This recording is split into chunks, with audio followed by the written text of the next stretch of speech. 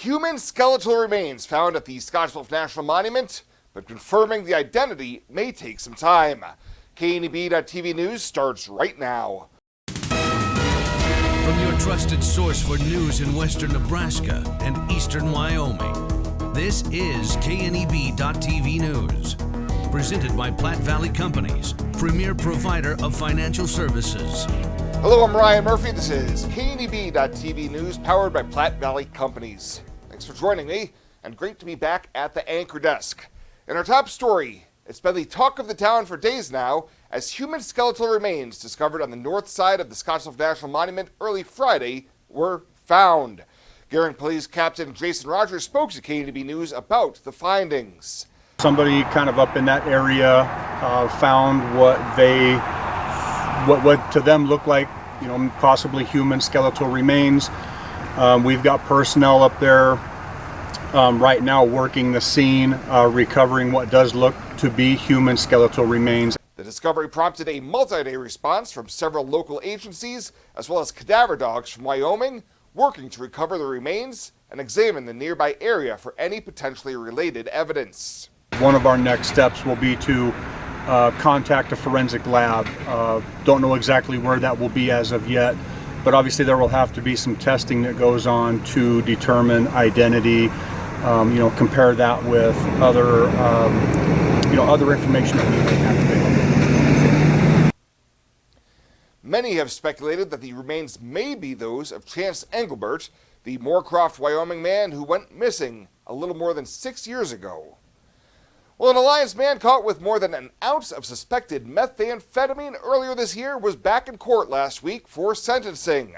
Back in August, 40-year-old Donald Lafferty pled no contest to an amended charge of possession of a controlled substance with intent to distribute. In exchange for his plea, prosecutors agreed to drop the habitual criminal enhancement. Last Monday morning, Judge Travis O'Gorman sentenced Lafferty to no less than 15 years and no more than 18 years in prison, with only 23 days credit for time already served. And a traffic stop last week in Kimball County leads to the seizure of a significant amount of pot and cash, and that's one arrest. In a social media post, the sheriff's office says a deputy conducted the stop Thursday, and with the assistance of Kimball Police and their canine unit, arrested a man by the name of Manuel Moreta Flores. A picture release of the officers involved and the evidence seized showed at least 19 gallon-sized bags of marijuana buds and thousands of dollars in cash. He was arrested on initial charges of possession of marijuana with intent to distribute, possession of marijuana more than a pound, willful reckless driving, and no drug tax stamp. He was booked into the Kimball County Jail. We'll have more news right after this. The journey of a dream becoming reality.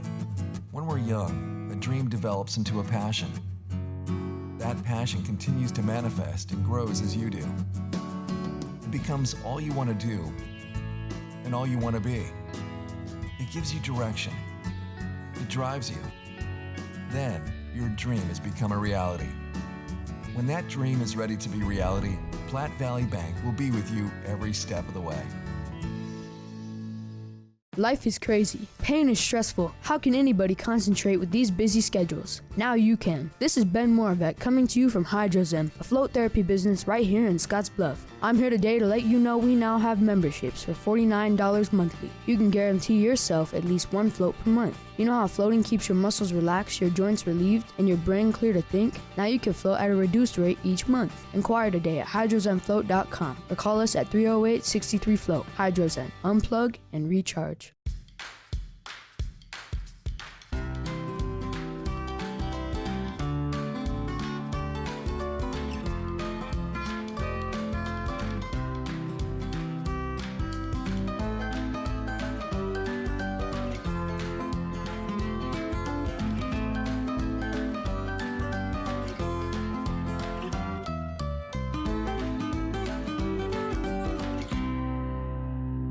Welcome back. The Board of Trustees of the Nebraska State Colleges voted Monday to appoint Dr. Jody Cupper as the next president of Chadron State College, removing the interim designation from her title and affirming their full confidence in her leadership and vision for the college's future.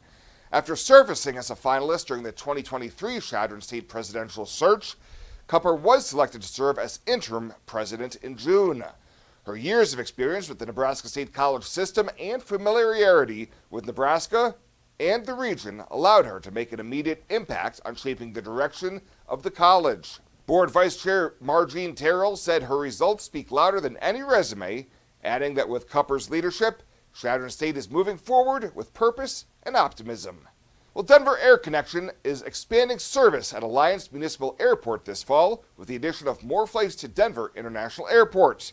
Alliance now offers 2 daily flights to and from Denver, and the enhanced schedule will give travelers greater flexibility and strengthen the vital air link between Alliance and the Denver hub. The expanded schedule, now available for purchase on denverairconnection.com, is designed to ensure reliable connectivity throughout the fall and winter months while maintaining DAC's reputation for safe, efficient, and customer-focused service.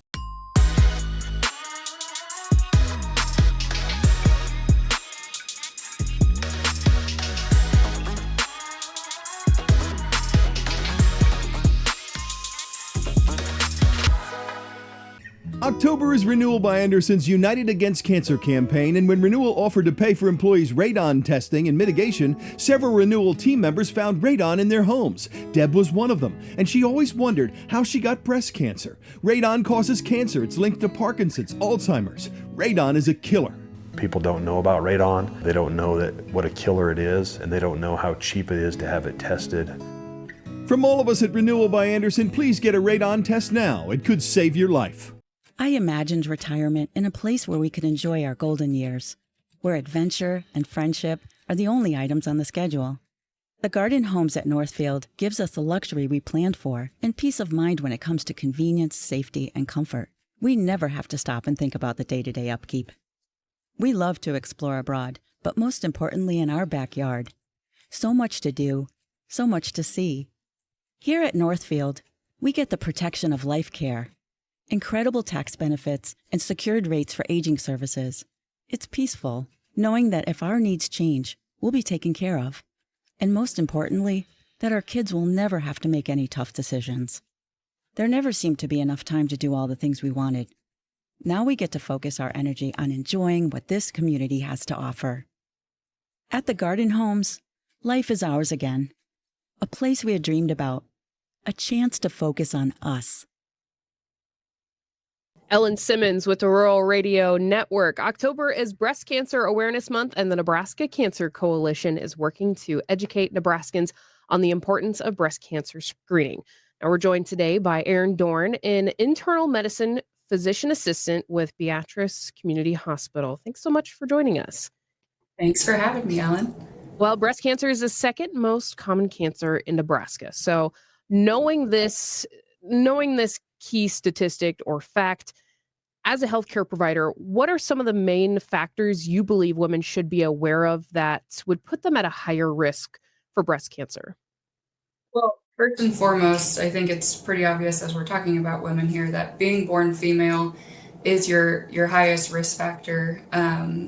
Women have about 100 times more common risk of breast cancer than men do.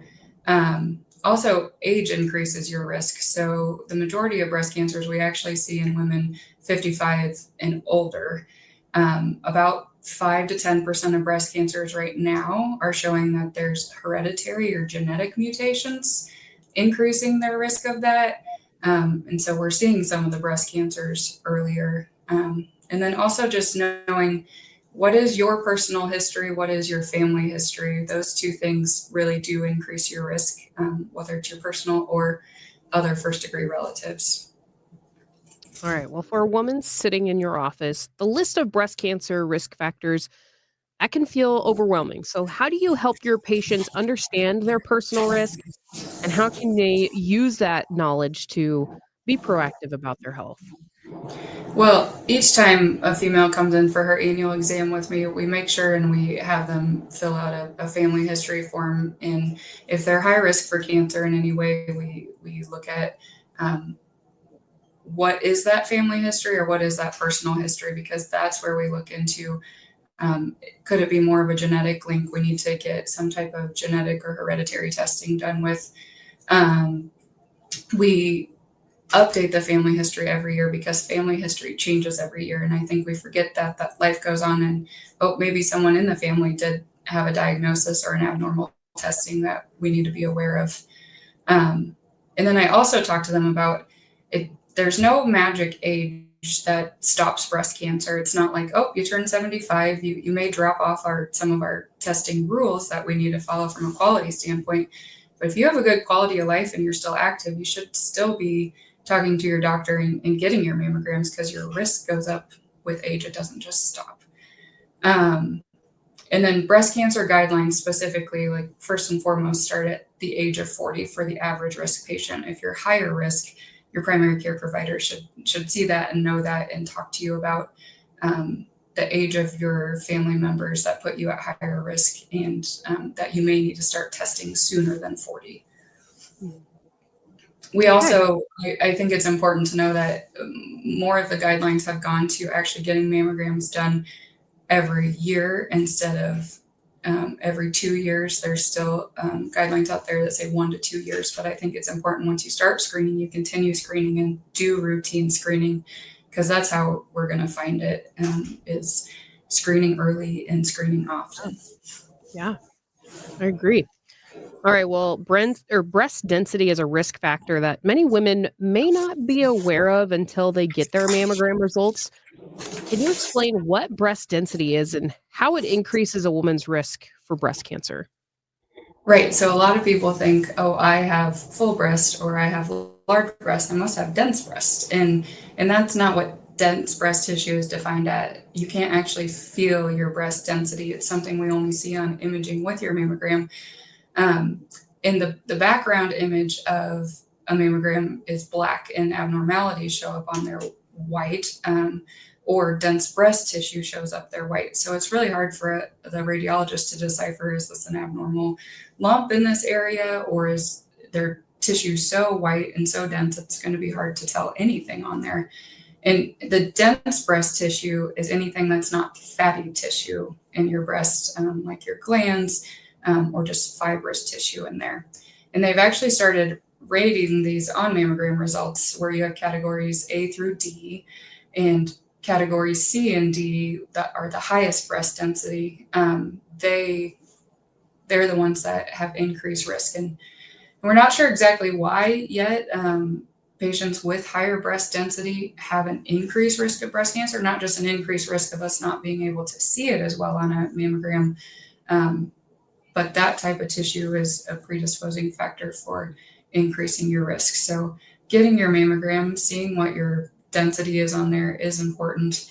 And then talking to your primary care provider, because there may be additional testing that needs to be done other than a mammogram to be able to see better through your dense breast tissue. Sure. All right. Well, thank you so much for joining us. A lot of great information, I think, for our listeners. Yes, I hope everyone, October is a big month for breast cancer awareness, but you can get your mammogram anytime during the year. And I just encourage patients to get screened and make it a routine thing that you don't put off, because the sooner you can find something, hopefully the easier it is to start treatment and beat it if it is something that shows up on your scans. And make sure you're talking to a primary provider or your gynecologist or OBGYN. And if you're high risk, make sure you're really getting in there and getting screening done ahead of time. All right. And if you want to find more information, you can go to necancer.org/breast cancer. That was Erin Dorn, an internal medicine physician assistant with Beatrice Community Hospital. And I'm Ellen Simmons for the Rural Radio Network. Welcome to Kelly's Liquor, your liquor cabinet. Whether you're a wine enthusiast, a whiskey sommelier, a tequila connoisseur, or you just love your beer, Kelly's has the best selection of what you're looking for. Family owned and operated since 1946 and right on 27th Street in Scotts Bluff. Come see us today at Kelly's Liquor, your liquor cabinet. And remember to be a good neighbor. Don't drink and drive. Kelly's Liquor, West 27th Street in Scotts Bluff.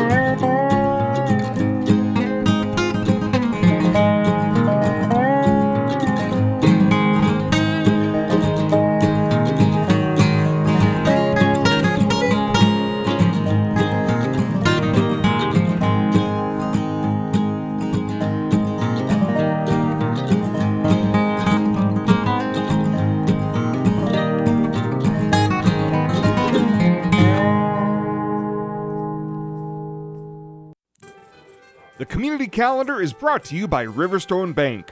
We're local and we love our community.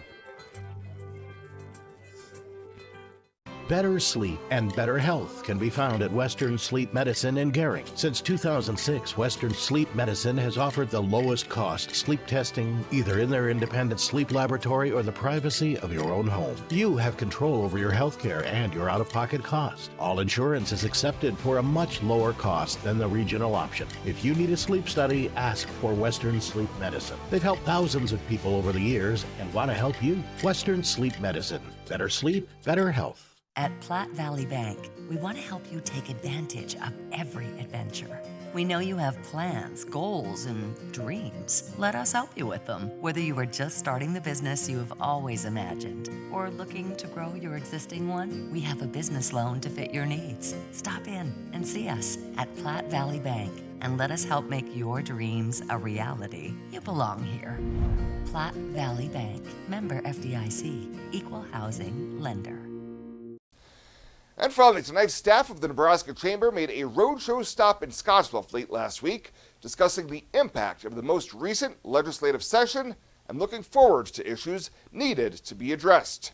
At the Platte Valley Company's community room last Friday, Chamber Executive Vice President for Legislation and Policy, Hunter Traynor, said Nebraska's workforce and issues affecting it continue to be significant.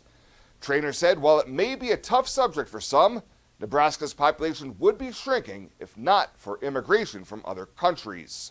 It's an issue that combines both economics and culture, and my point is that we need a Congress that is willing to lead, because every 4 years the can getting kicked back and forth through executive changes with new program here, people come in, yank the program, and now there's 500,000 people in a lurch.